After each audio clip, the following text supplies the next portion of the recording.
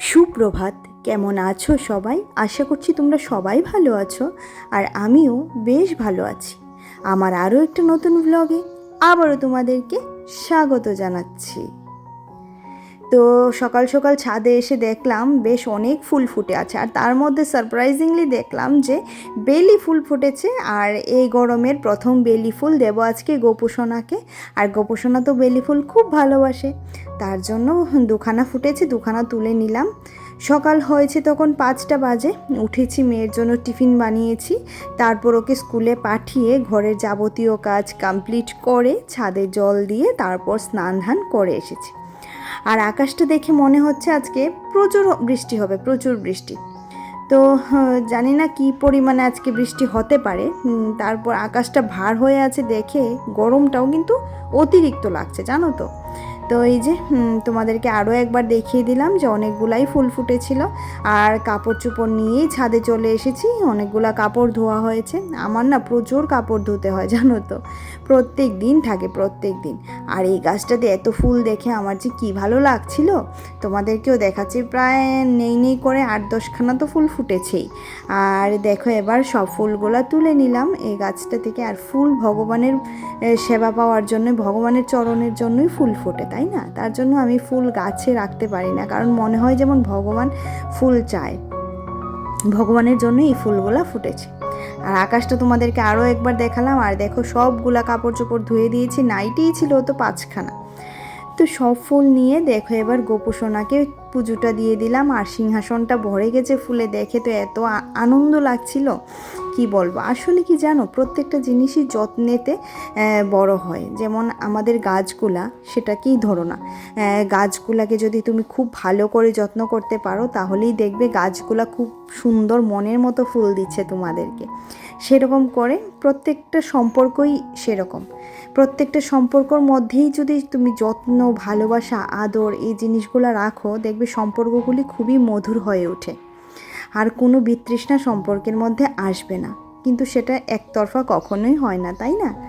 আর এই যে ও বাজার থেকে নিয়ে এসেছে, এনেছিল ডাটাগুলো খুবই সুন্দর ছিল, সজনে ডাটাগুলোও দারুণ ছিল। আর এইটুকু বাজার দেখে আমার মনটা যে কি খুশি হয়েছে জানো না তো।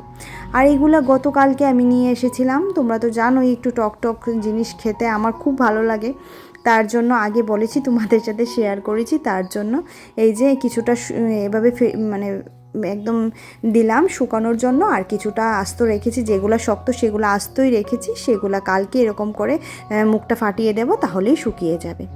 আর এটাকে শুকিয়ে তারপর ফ্রিজে স্টোর করে রাখবো। আর শুকোতে যতটা আমার পেটে যায় তো গেলই। আর এই যে সব নেটের ব্যাগগুলো ধুয়ে দিয়েছিলাম, তো এইগুলাতে সবগুলো সবজি এখন ভরে ফ্রিজে রেখে দিচ্ছি, তাহলে সবজিগুলো বেশ তাজা থাকে। আর এখানে কিছুটা ক্যাপসিকাম আর শসা ছিল, টমেটো ছিল, সেগুলিও বের করলাম।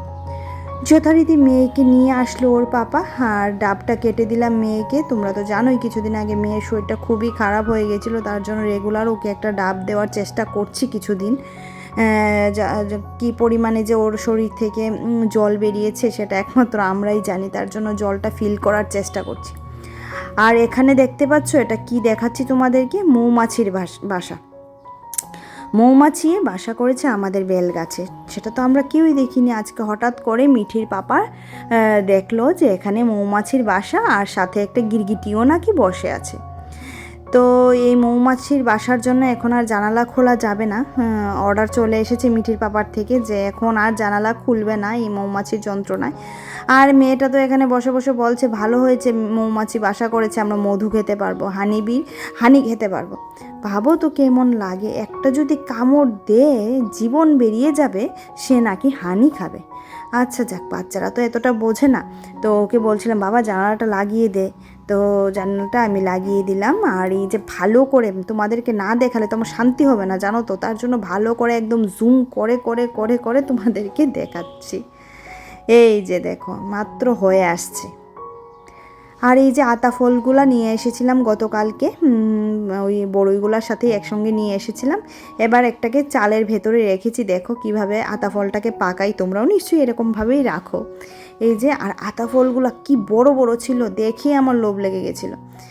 তো না নিয়ে আর পারলাম না। আর মিঠিও আতা ফলটা খুব ভালোবাসে, এটা তো খাওয়াও ভালো, শরীরের জন্যও ভালো।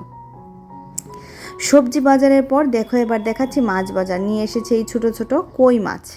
তো কি দিয়ে কি রান্না করব বুঝতে পারছি না। আমাদের জন্য রাতে মাছ রান্না করব। এখন আর মাছ আমাদের জন্য রান্না করব না, আমাদের জন্য যা আছে দুপুরে তা দিয়েই হয়ে যাবে। মানে দুপুরের নয়, দুপুরের গতকালকে দুপুরের গতকালকে রাতের কিছুটা কাঁঠালের তরকারি আছে, সেটাও হয়ে যাবে।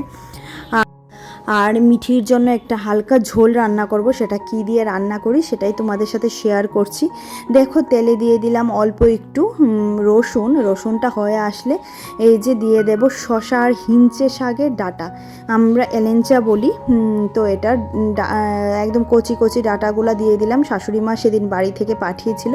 সেদিন যে কাঁঠালটা রান্না করেছিলাম সেটাও আমাদের বাড়ির, আর এই হিঞ্চে শাকের ডগাগুলোও আমাদের বাড়ির। তো সেগুলো দিয়ে এবার হলুদ অল্প করে দেবো, এটাতে হলুদ খুব বেশি দেব না।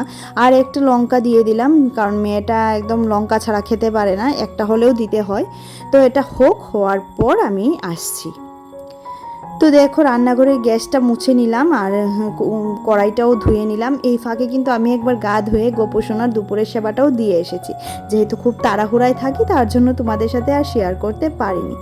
আর এই যে কই মাছ দিয়ে তরকারিটা মিঠির জন্য রান্না করেছিলাম, এতটা টেস্টি হয় না খেতে, তোমরা একটু খেয়ে দেখবে। ইচ্ছে করে তোমরা নামানোর আগে একটু আদাও থেতো করে দিতে পারো, কিন্তু আমি আদা দিই না। আদা গন্ধটা আমার এই তরকারিতে একদমই ভালো লাগে না।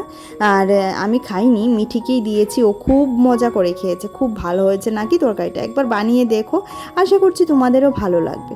আর জানো তো বন্ধুরা, এখন আমি না রাতে বেলা দিতে পারি না ভয়েস ওভার, তার জন্য বিভিন্ন নয়েজ আসতে পারে, প্লিজ তোমরা একটু কনসিডার করে নিও। তো দেখতে পাচ্ছ এখন কি খাবো হচ্ছে বড়ই, তাও আবার লঙ্কা আর লবণ দিয়ে। আর এখন বাজে ঘড়িতে 3টে বাজতে 20 মিনিট বাকি। আর ভাত কিন্তু এখনও দুপুরের খাওয়া হয়নি, এইগুলা নিয়ে বসেছি আর মিঠিকে বিছানায় ফেলেছি। তো চলো এগুলা খাই, তারপর মিঠির পাপা আসলে একসাথে ভাতটা খেয়ে নেব। আর বড়ই তো আমার যা ভীষণ প্রিয়, কি বলবো তোমাদেরকে। তো চলো এই পর্যায়ে লাঞ্চ মেনুটাও শেয়ার করে দিই। এটাও গতকালকের মাছের ঝোল, গতকালকের পনির তরকারি, গতকালকের হচ্ছে কাঁঠালের তরকারি, আর স্যালাডটা আজকের। এগুলা দিয়েই আমাদের খাওয়া হয়ে যাবে।